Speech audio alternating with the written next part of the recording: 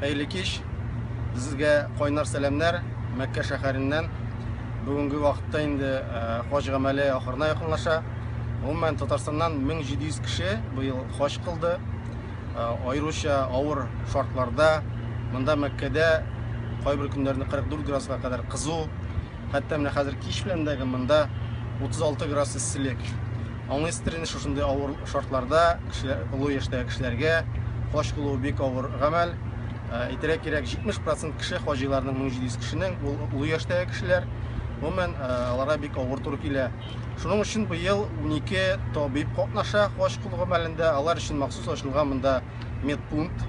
Менә безгә бүген табиблар әйттеләр, 8000 ярымнан артык мөрәҗәгать иткәннәр хаҗилар дәвалану өчен.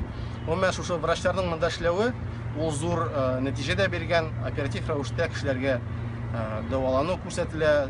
Алар үзләре белән дарулар алып килгәннәр, бушлай сәламәтләрен ныгыталар.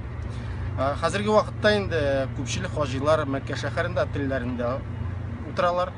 Алар узган атнада 3-4 көн буе Минада яшәделәр. Алар бер көнне барып кайттылар Гарәфә тауына, Мөздәлифәдә төн кундылар һәм 3 көн дәвамында таш ыргыттылар. Шуның белән аларның хаҗларының төп өлеше тәмамланды. Хәзер алар Мәдинәгә кайтырга әзерләнәләр.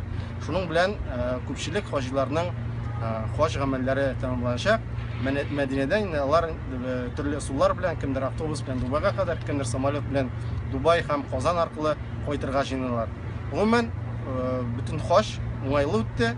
Авырлыкларга булуга карамастан да бик уңайлы шартларда тәмамланды.